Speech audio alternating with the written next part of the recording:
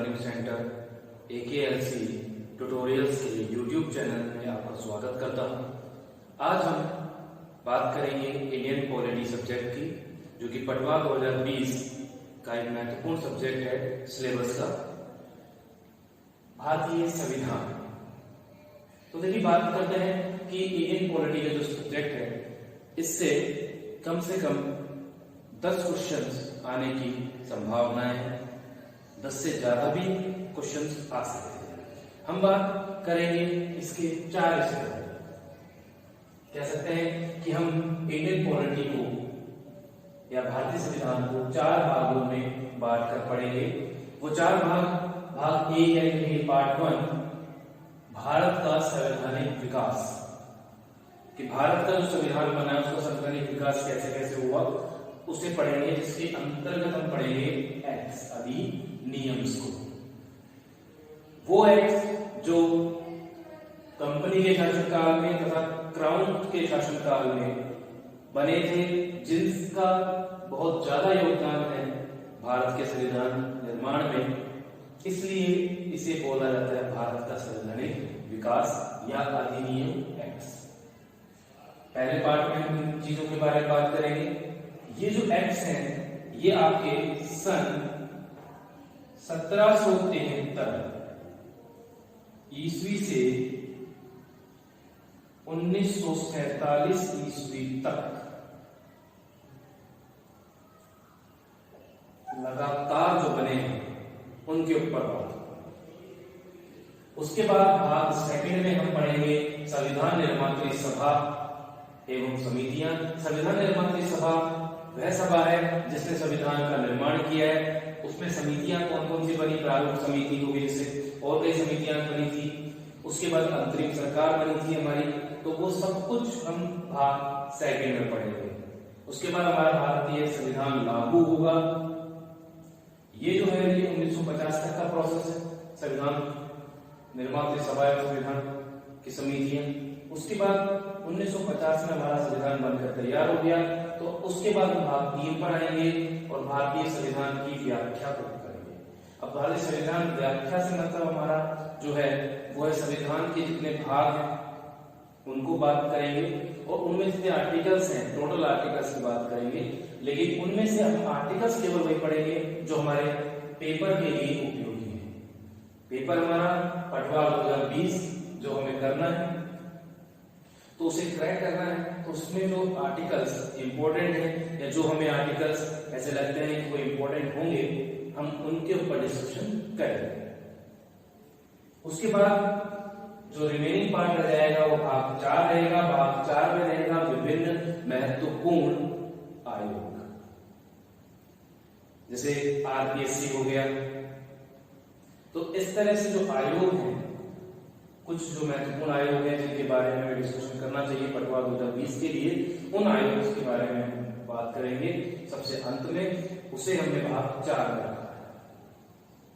तो इस तरह से हम 4 भागों में बांटकर हमारे भारतीय संविधान को पढ़ेंगे।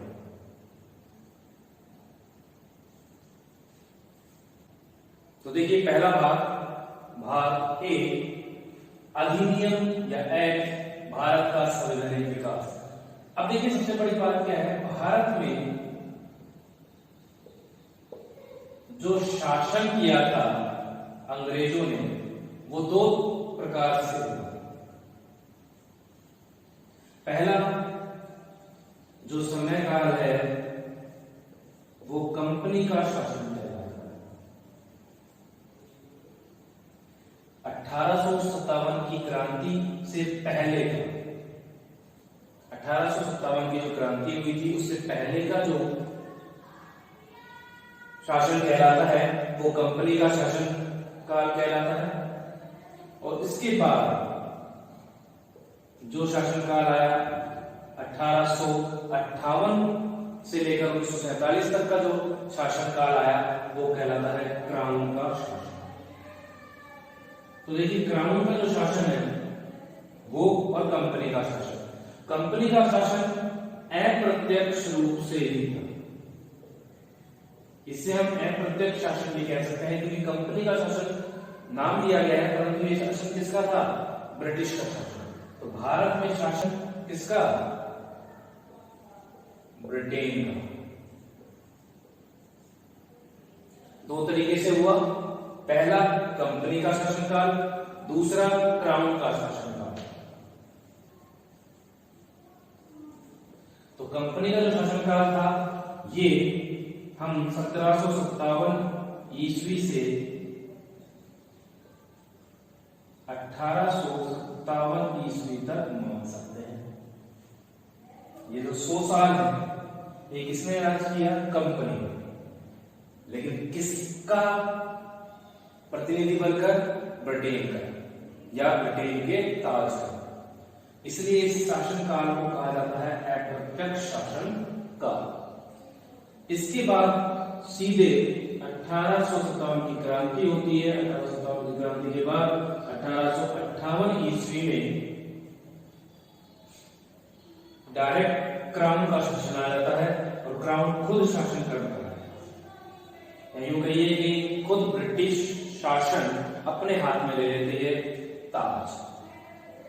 ठीक है, तो 1858 ईस्वी से लेकर 1947 ईस्वी तक जो ये 90 साल का लगभग टाइम पीरियड है, इस 90 साल में शासन कौन कर रहा है आपके साथ? ब्रिटेन कर रहा है, डायरेक्ट वहां से कर रहा है क्राउन। तो इसलिए इस शासन काल को कहते हैं प्रत्यक्ष शासन काल।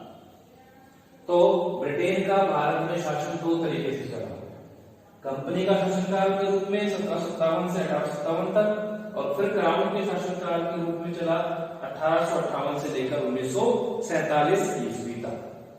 ठीक है, अब देखिए बात करते हैं कि कंपनी का शासनकाल जो है, जो कंपनी का शासनकाल है, कंपनी का शासनकाल स्वयं शासनकाल नहीं है।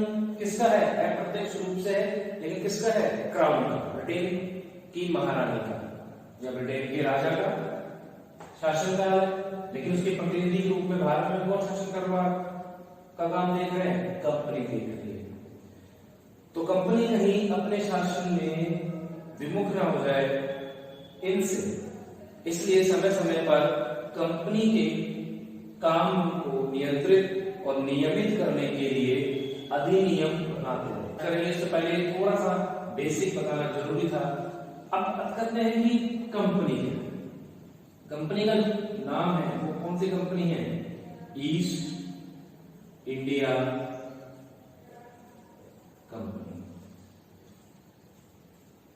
EIC, east Indian company. तो EIC, देखिए EIC या यूं कहिए ईस्ट इंडिया कंपनी 1600 में बन गई। 1600 ईस्वी में इसकी स्थापना हो गई थी ब्रिटेन में। वहां से इन्होंने अधिकार लिया और इन्हें अधिकार दिया व्यापार करने का उस समय तत्कालीन समय की महारानी एलिजाबेथ।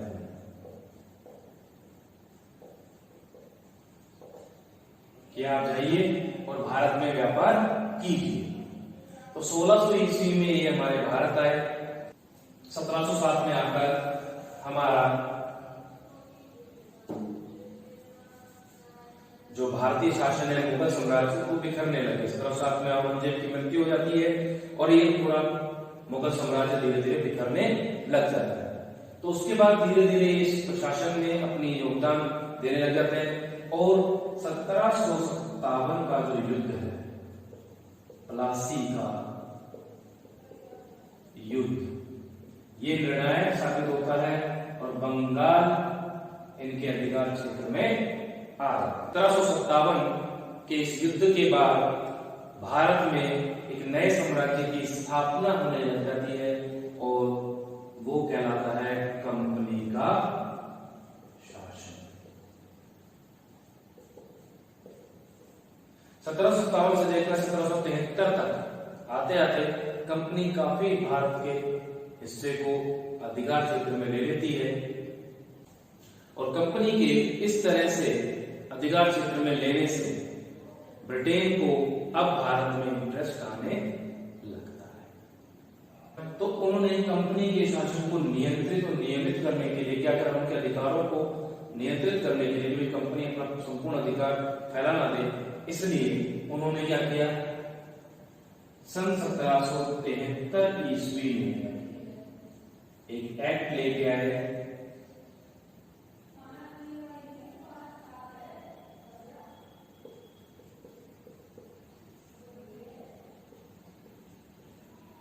सन 1773 ईस्वी में एक एक्ट लेके आए और उस एक्ट का नाम रखा गया रेगुलेटिंग एक्ट 1773। ठीक है, तो सबसे पहले हम आज बात कर रहे हैं सन 1773 के एक्ट की, जिसका नाम दिया गया रेगुलेटिंग एक्ट। क्योंकि रेगुलेट करना है किसको, कंपनी को, किसके द्वारा, ब्रिटेन के शासन के द्वारा, इसलिए इसका नाम रखा गया रेगुलेटिंग एक्ट। अब देखिए 1773 का जो एक्ट आया, ये हमारे संविधान निर्माण में या कोई संवैधानिक विकास के लिए महत्वपूर्ण क्यों है, तो उसके कुछ पहलू हैं। सबसे पहली बात, इसमें सबसे महत्वपूर्ण चीज हुई वो ये हुई कि अब तक जो बंगाल का गवर्नर था,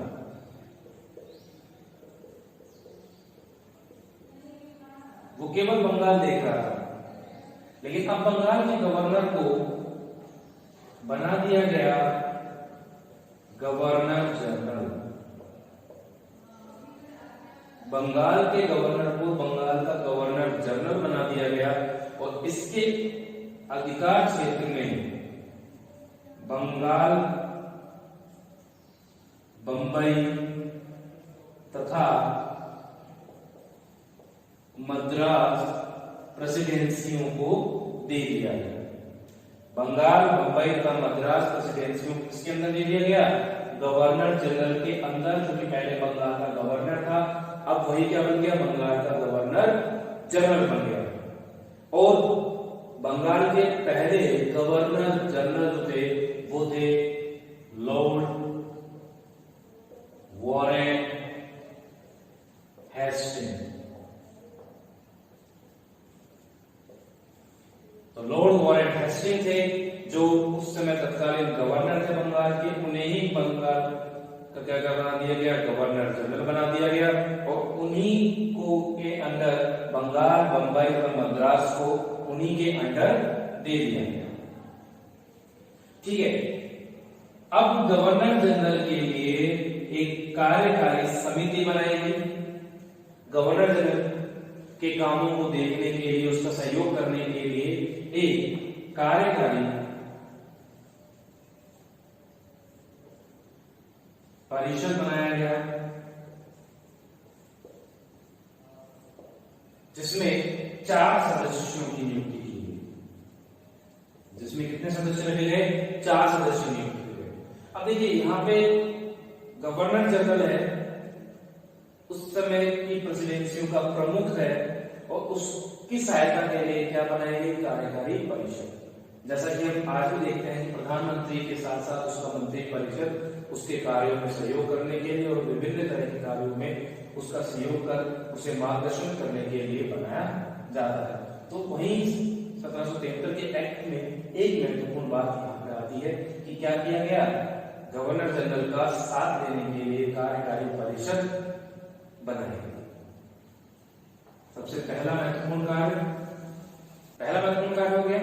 अब देखिए दूसरा महत्वपूर्ण कार्य क्या हुआ, सन 1773 का जो एक्ट है, इसमें एक बंगाल के लिए,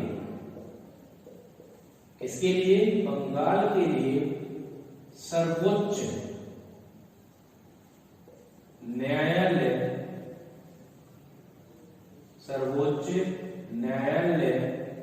का प्रावधान किया गया।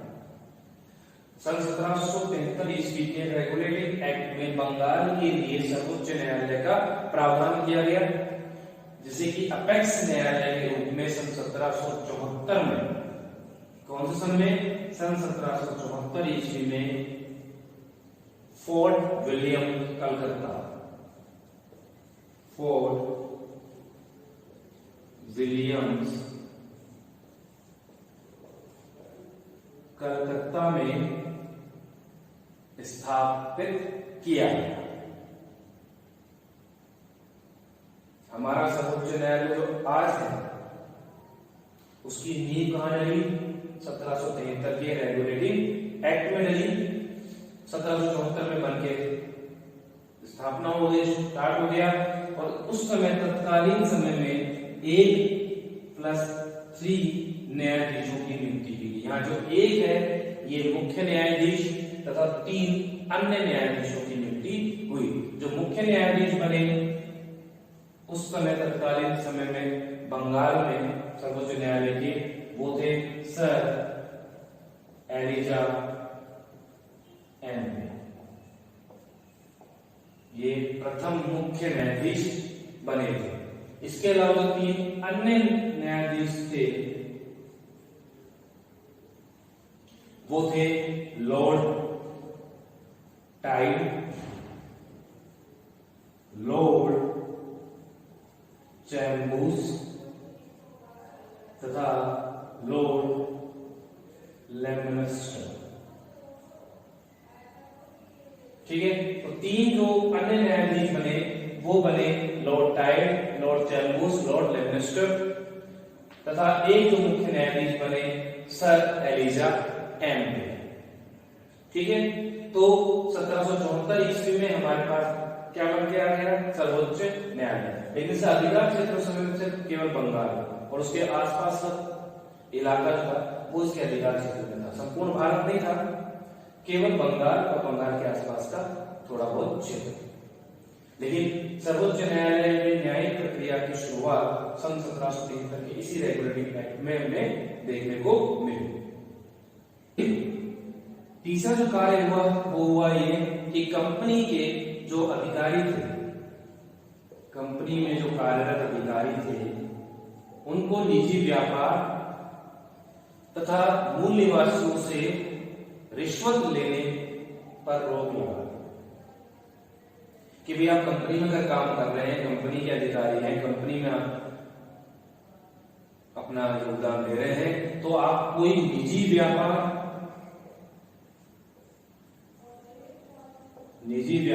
नहीं कर सकते तथा मूल निवासी जो उस क्षेत्र के मूल निवासी हैं उनसे रिश्वत नहीं ले सकते।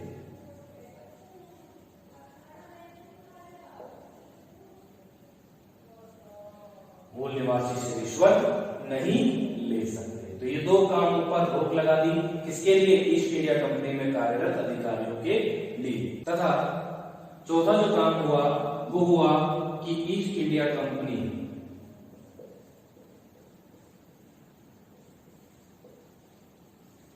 यूं कहिए EIC के व्यापारिक अधिकार को 20 वर्षों के लिए और बढ़ा दिया गया।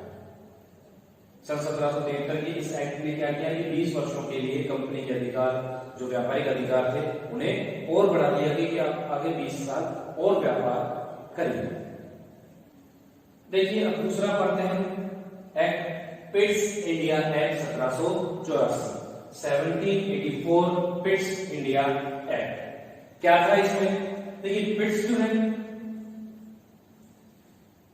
उनको 1773 के रेगुलेटिंग एक्ट में कुछ कमियां नजर आ रही हैं। तो उन्होंने देखा कि कुछ कमियां नजर आ रही हैं, तो उन कमियों को दूर करने के लिए उन्होंने क्या किया? एक एक्ट पारित किया जो उसकी कमी को थोड़ा सा कम्बरसम या उसको रोकथाम कर सके। तो 1784 में वो एक्ट बन के आया, पिट्स ने दिया था, पिट्स इंडिया एक्ट। क्या था इसमें? कंपनी के जो कार्य थे उन्हें बांट दिया गया। कंपनी के कार्यों को क्या किया? बांट दिया गया। वाणिज्य और राजनीतिक। यहां वाणिज्य का मतलब व्यापारिक भी मान सकते हैं कि व्यापारिक कार्य और राजनीतिक कार्य। यहां हम बात कर रहे हैं व्यापारिक कार्यों की और ये हम बात कर रहे हैं राजनीतिक कार्य की। दोनों को बांट दिया गया।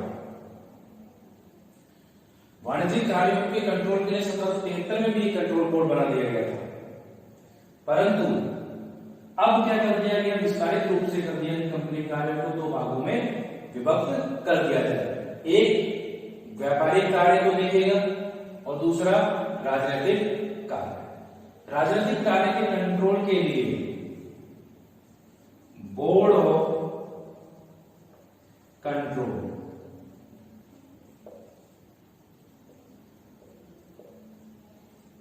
बोर्ड ऑफ कंट्रोल की स्थापना की गई।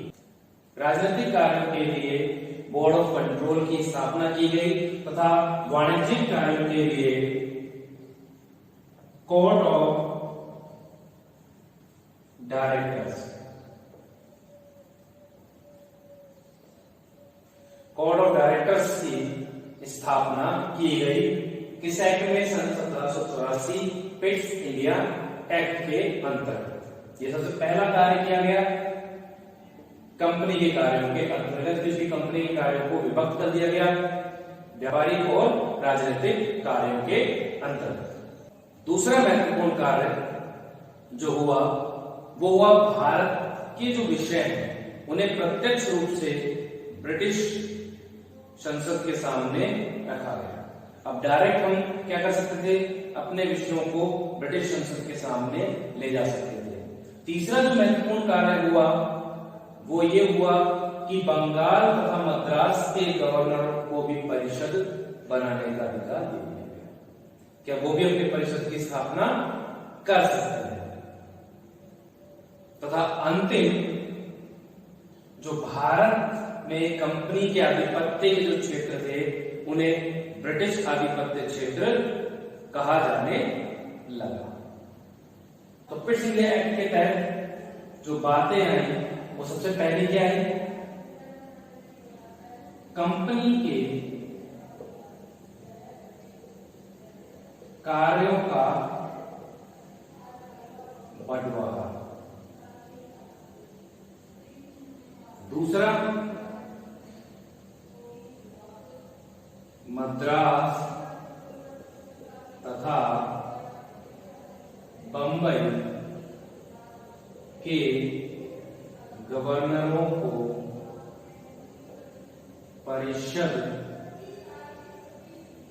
बनाने का अधिकार। तीसरा भारतीय विषयों को प्रत्यक्ष रूप से ब्रिटिश संसद के समक्ष प्रस्तुत किया जा सकता। ठीक है कि अब भारतीय विषयों क्या करें, प्रत्यक्ष रूप से आप ब्रिटिश संसद के सामने प्रस्तुत कर सकते हैं। तथा सबसे लास्ट यानी सबसे अंतिम, कंपनी क्षेत्रों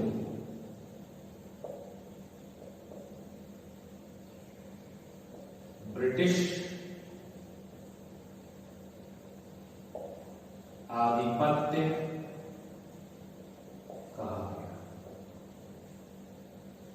अब तक क्या था कि कंपनी के क्षेत्रों को कंपनी के क्षेत्र बोला जा रहा था, लेकिन 1784 के पिट्स इंडिया एक्ट में क्या बोला गया, कंपनी के क्षेत्रों को अब क्या बोला जाएगा, ब्रिटिश आधिपत्य कहा जाएगा, ब्रिटिश प्रोविंसेस कहा जाएगा। तो ये था हमारा सन 1784 पिट्स इंडिया एक्ट। अब बात करते हैं regulating act 1793।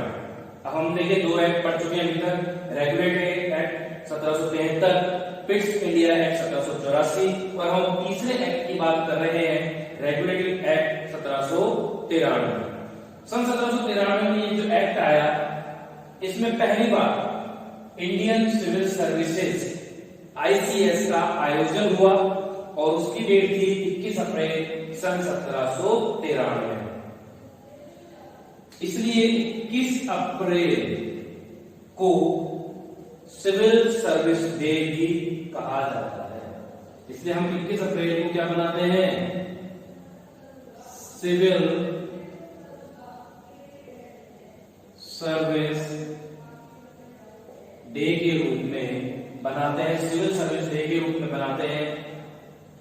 Civil service day के रूप में हम बनाते हैं 21 अप्रैल।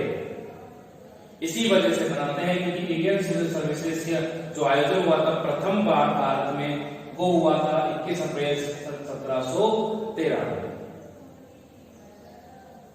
ठीक है। सेकंड जो काम हुआ राजस्व रेगुलेटिंग एक्ट 1793 में, वो हुआ राजस्व बोर्ड तथा राजस्व पुलिस की स्थापना हुई। रेवेन्यू बोर्ड और रेवेन्यू पुलिस की स्थापना हुई इस एक्ट के तहत। कौन सा एक्ट? Regulating act 1773। और तीसरा जो काम हुआ कि 20 वर्षों के लिए 20 वर्षों के लिए कंपनी का व्यापारिक अधिकार और बढ़ा दिया गया कि आप 20 वर्षों तक और व्यापार करिए भारत में। ठीक है। तो 20 वर्षों के लिए और व्यापारिक अधिकार दे दिए गए ब्रिटिश संसद द्वारा रेगुलेटिंग एक्ट 1793 में।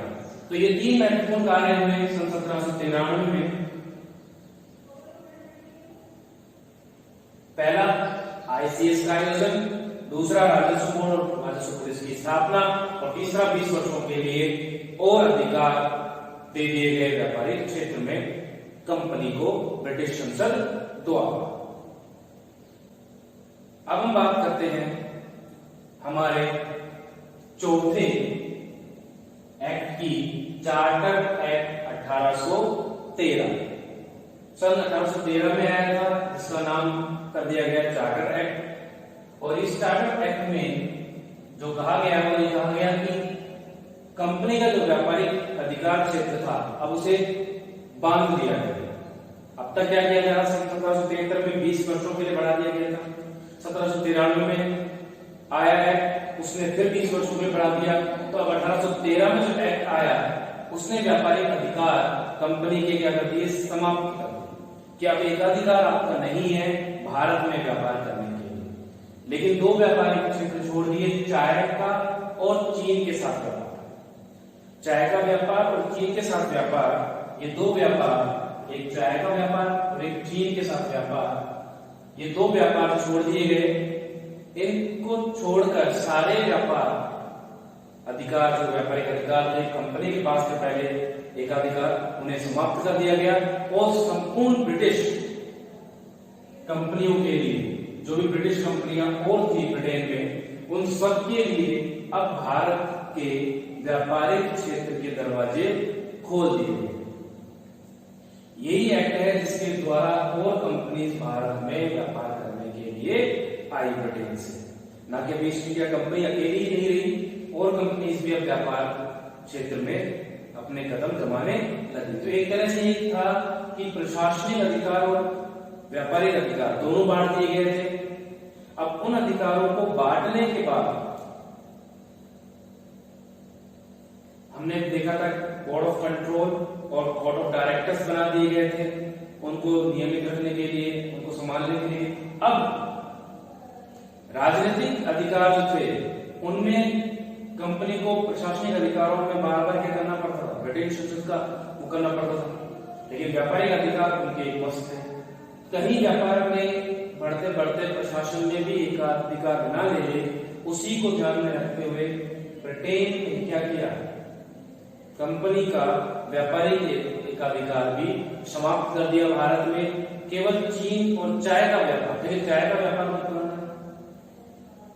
इसलिए उसके पास छोड़ा। चीन के साथ व्यापार में, चीन सबसे पुराना ग्राहक था भारत का। अगर एकदम से हम कंपनी को हटाते तो हो सकता था चीन के साथ हमारा व्यापार भी खत्म हो जाता।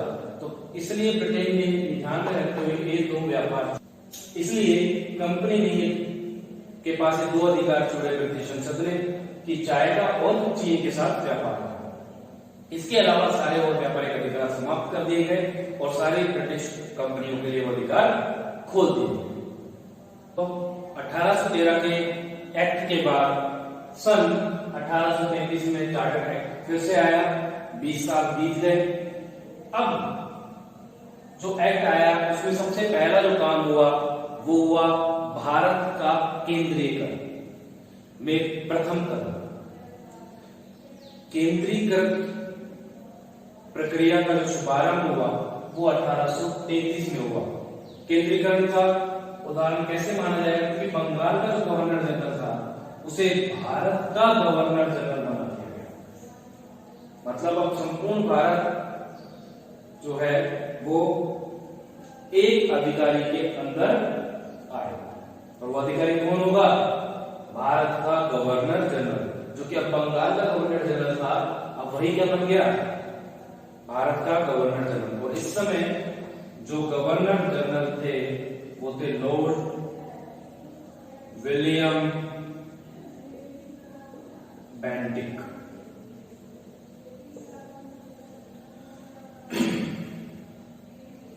लॉर्ड विलियम बेंटिक थे इस समय बंगाल के गवर्नर जनरल, जिन्हें क्या बना दिया गया, भारत का गवर्नर जनरल बना दिया गया। और यही पहला कदम था भारत के केंद्रीकरण का। इसके अलावा दूसरा जो महत्वपूर्ण कार्य हुआ यहाँ पे चार्टर एक्ट में वो हुआ कंपनी का जो शासन था। वो अब तक हम देखते आ रहे चल व्यापारिक भी और राजनीतिक भी, लेकिन अब 1833 में कंपनी के सारे के समस्त व्यापारिक जो अधिकार थे वो समाप्त कर दिए गए। अब कंपनी ऐसा नहीं कि सिर्फ कंपनी का ही अधिकार रहेगा, और भी जो कंपनियां हैं वो अपना अधिकार व्यापारिक क्षेत्र में आजमा सकती हैं। 1813 में जो एक्ट आया जिसमें चाय और चीन के साथ व्यापार, ये दो व्यापार छोड़ दिए गए थे जो इसमें समाप्त कर दिए गए। तो ये दो व्यापार भी जब समाप्त कर दिए गए तो समस्त व्यापारिक अधिकारों की समाप्ति कर दी गई कंपनी की, और अब कंपनी केवल एक कैसी इकाई रह गई, प्रशासन, एक प्रशासनिक इकाई बनकर काम करने के लिए बाध्य हो गई कंपनी। केवल एक प्रशासनिक इकाई, अब व्यापारिक अधिकारों का उसका कोई महत्व नहीं है। अब हम बात करते हैं फिफ्थ चार्टर एक्ट 1853 की। जैसा कि हम जानते हैं 1833 का एक्ट आ गया था, व्यापारिक अधिकार संपूर्ण खत्म कर दिए गए थे, कंपनी की अब एक प्रशासनिक इकाई रह गई थी। तो उस प्रशासनिक इकाई जो है, तो गवर्नर जनरल की प्रशासनिक इकाई के रूप में अब काम करने लगी थी कंपनी, तो गवर्नर जनरल जो परिषद थी उसकी विधायी व कार्यपालिका के कार्यों को अलग अलग कर दिया गया। पहला कार्य ये हुआ कि गवर्नर जनरल परिषद के विधायी व कार्यपालिका जो कार्य हैं उन दोनों कार्यों को क्या कर दिया गया, अलग अलग कर दिया गया परिषद के कार्यों को। ठीक है, विधायी और कार्यपालिका। दूसरा कार्य हुआ 1853 में पहली बार आईसीएस के लिए लिखित परीक्षा आयोजित की गई। हमने बोला कि आयोजन कब हुआ था, 21 अप्रैल 1793। 21 अप्रैल 1793 में हमने बात की थी 1793 के एक्ट में कि प्रथम बार सिविल सर्विसेज का आयोजन हुआ, इसलिए 21 अप्रैल को हम क्या कहते हैं, सिविल सर्विस डे कहते हैं। अब 1853 में आकर पहली बार आईसीएस के लिए लिखित परीक्षा ली गई। इससे पहले लिखित परीक्षा नहीं ली गई थी इंडिया में, अब की बार 1853 में लिखित परीक्षा का आयोजन किया गया, और इसके लिए प्रतियोगिता चयन प्रणाली के थ्रू लिखित परीक्षा को मोटिवेट करवाया गया।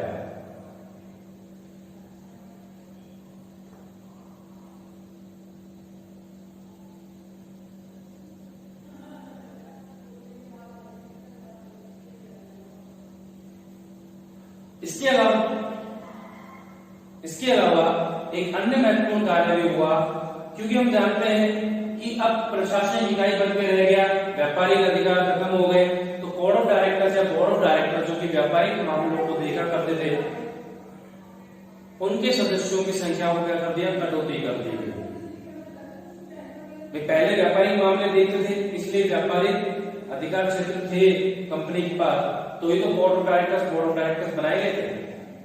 अब जब व्यापारिक अधिकार ही समाप्त कर दिए गए 1833 में, तो उस समय तो नहीं किया गया, लेकिन 20 साल बाद 1853 में ये शायद आया होगा उनको ध्यान, तो उन्होंने यहाँ पर बोर्ड ऑफ डायरेक्टर्स में कटौती कर दी, उनके सदस्यों में क्या कर दी, कटौती कर दी, सदस्यों की संख्या कम कर दी।